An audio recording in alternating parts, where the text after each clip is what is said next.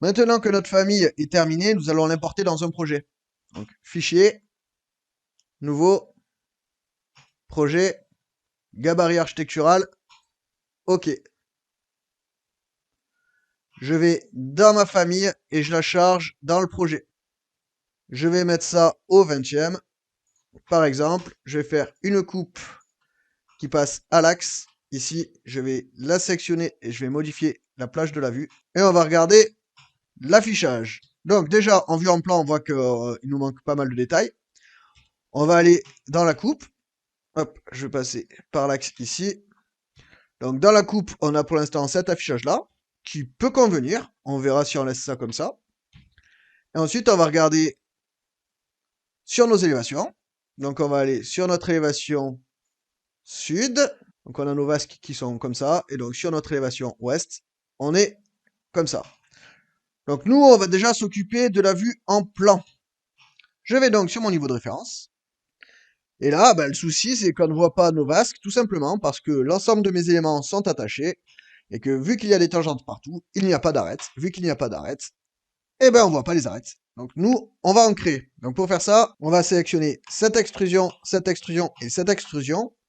Et on va les copier de n'importe où vers la gauche d'une valeur donnée, par exemple 2000. 2, 3, 0. Entrée. Ensuite, je vais dans créer, non, dans annoter. Ici, je vais choisir ligne symbolique. Et je vais cliquer sur le bouton ici, choix des lignes. Et je vais choisir donc cette ligne, cette ligne, cette ligne, cette ligne, cette ligne, cette ligne, cette ligne et celle-ci. Et pas ici. Donc celle-là, celle-là, celle-là, celle-là, celle-là, celle-là, celle-là. Et pareil pour mon cercle ici. Donc, annoter, ligne symbolique, ça et ça. Échappe. Donc maintenant, je peux supprimer ça et ça. Je peux d'ailleurs aussi supprimer tout ça. Hop. Et je vais redéplacer ma vasque. Donc je sélectionne tout ça et je déplace de n'importe où vers la droite de 2000. 2 et 3 euros. Mes éléments sont sélectionnés. J'ai plus qu'à faire mon miroir. Donc miroir. Et je clique sur mon axe. Échappe. Apparemment, j'ai deux lignes ici, donc je vais en avoir aussi deux ici. C'est pas grave. Ok, donc je vais enregistrer ça. Tac, et je vais le charger dans le projet. Je charge, je remplace, je regarde dans mon plan d'étage. Et voilà, c'est déjà beaucoup plus sympa. Il y a les petits arcs ici, moi ils me dérangent pas, je peux laisser comme ça. Ensuite, dans ma 3D, ici. Donc là, je suis en ombré. Ça me va très bien.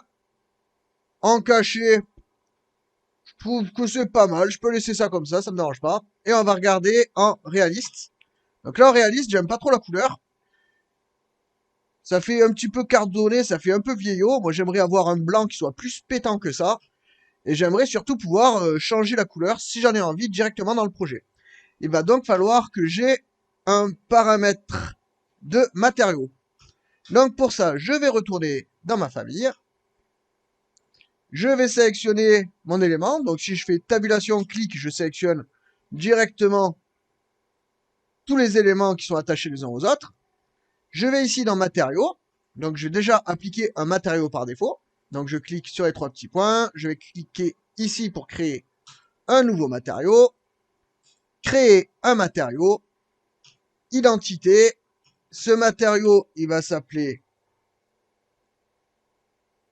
matériau vasque.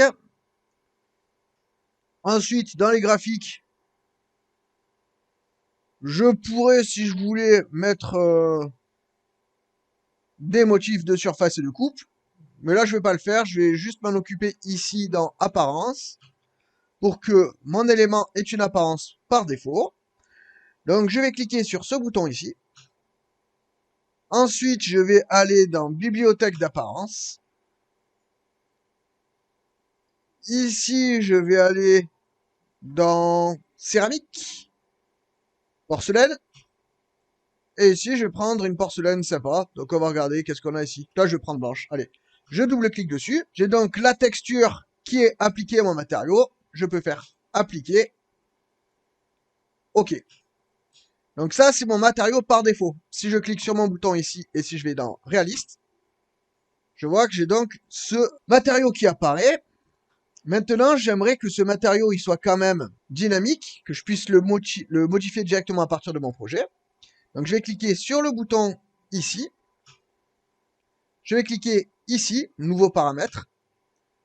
Donc lui, je vais l'appeler matériau vasque. Au pluriel, pourquoi pas. OK. OK. Et c'est tout. Hein. Maintenant, si je clique sur mon bouton ici, je retrouve bien ici mon matériau. Donc par défaut, ça sera le matériau que j'ai choisi dans ma famille. Et si j'ai envie, je pourrais le charger directement dans mon projet. Donc j'enregistre, je charge dans mon projet, je remplace, et on va regarder ce que ça donne dans la 3D. Donc si je viens ici, dans ma 3D, si je sélectionne ma vasque, si je vais dans modifier le type, ici je peux choisir un autre matériau. Donc là ici, si je clique là, je peux aller dans la liste, je pourrais prendre n'importe quoi. Je vais prendre volontairement quelque chose de débile. Par exemple celui-ci, faire OK, appliquer, OK, et j'ai bien mon matériau qui est appliqué à mes masques.